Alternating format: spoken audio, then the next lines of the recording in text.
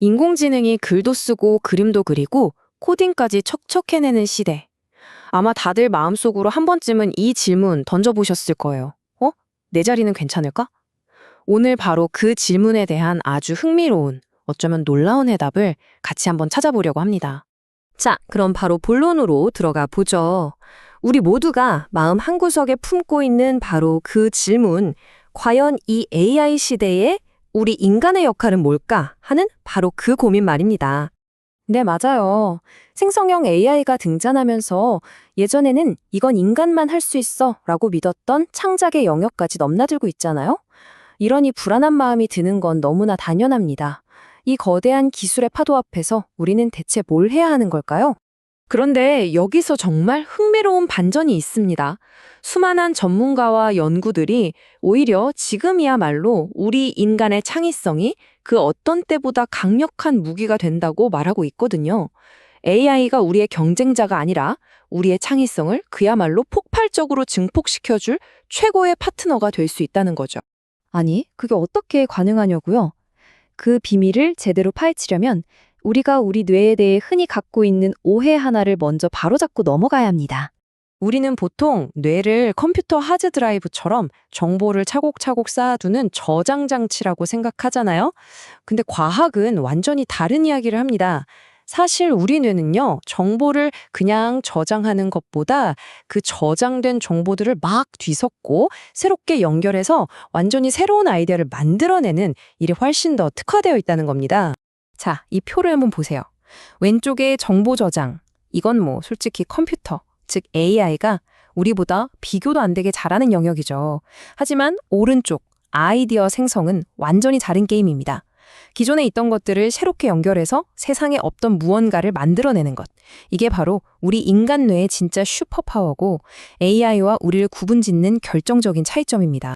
그리고 이게 그냥 하는 말이 아니고요. 네이처나 사이언티픽 리포트 같은 세계적인 과학 저널에 실린 연구들이 이걸 뒷받침하고 있어요. 특히 재밌는 게 우리가 흔히 멍 때린다고 하죠.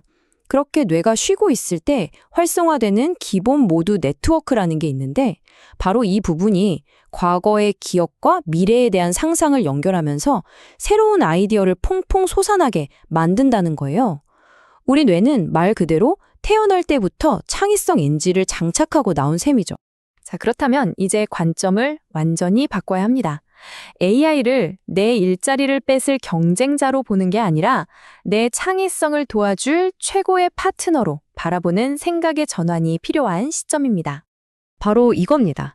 AI는 나를 대체할 존재가 아니라 내 아이디어가 더 멀리, 더 높이 뻗어나갈 수 있게 도와주는 협업자라고 역할을 재정의하는 거죠. 이 두려움에서 벗어나서 AI를 똑똑한 도구로 활용하기 시작할 때 정말 새로운 가능성의 문이 활짝 열리게 됩니다. 좋아요. 그럼 파트너로 삼는 건 알겠는데 구체적으로 이걸 어떻게 써먹어야 할까요? 지금부터 당장 여러분의 창의성을 몇 단계 업그레이드할 수 있는 아주 구체적이고 실용적인 방법 3가지를 알려드릴게요. 이 3가지는요, 창의적인 일을 할 때 꼭 필요한 과정이죠. 첫 단계인 정보 수집, 그리고 핵심인 아이디어 구상, 마지막으로 일이 꽉 막혔을 때 뚫어주는 돌파구. 이 각 단계에서 AI를 어떻게 활용할 수 있는지 보여주는 아주 유용한 툴킷입니다. 첫 번째는 리서치 과정을 완전히 바꾸는 겁니다. 우리가 뭔가 창의적인 걸 하려면 자료 조사가 거의 반이잖아요. 근데 솔직히 이거 너무 지루하고 시간도 엄청 걸리죠? 바로 이 부분을 AI에게 맡기는 겁니다. AI가 순식간에 정리해준 핵심 정보와 데이터를 바탕으로 우리는 인간이 진짜 잘하는 일, 즉 창의적인 구상에만 온전히 집중할 수 있게 되는 거죠. 넷플릭스 사례를 보면 이게 확 와닿으실 거예요. 애니메이션 업계가 항상 인력 부족으로 힘들어 하거든요. 그래서 넷플릭스가 단편 애니메이션의 배경 아트를 AI로 만들게 한 겁니다. 덕분에 인간 애니메이터들은 훨씬 더 중요하고 창의적인 작업, 예를 들면 캐릭터의 미세한 감정 표현이나 스토리텔링 같은 본질적인 부분에 자신의 에너지로 전부 쏟아부을 수 있었죠. 두 번째는 아이디어를 떠올리는 바로 그 출발점에서 AI를 활용하는 겁니다. AI한테 특정 키워드나 원하는 스타일을 던져주고 수많은 시안을 한번 받아보는 거예요. 여기서 진짜 중요한 건 AI가 준 결과물을 그대로 쓰는 게 아니라는 점입니다. 이건 그냥 영감의 재료일 뿐이에요. 이걸 발판 삼아서 우리 인간만이 할 수 있는 독창적인 해석과 아이디어를 더해 완전히 새로운 걸 만들어내는 거죠. 미디어 아티스트 레픽 아나돌의 작품이 정말 대표적인데요. 이분은 뉴욕 현대미술과의 2000년 동안 모은 예술작품 데이터를 전부 AI에게 학습시켰어요. 그리고 그 결과물로 인간의 상상력만으로는 절대 불가능했을 끊임없이 변화하고 진화하는 디지털 아트를 만들어냈습니다.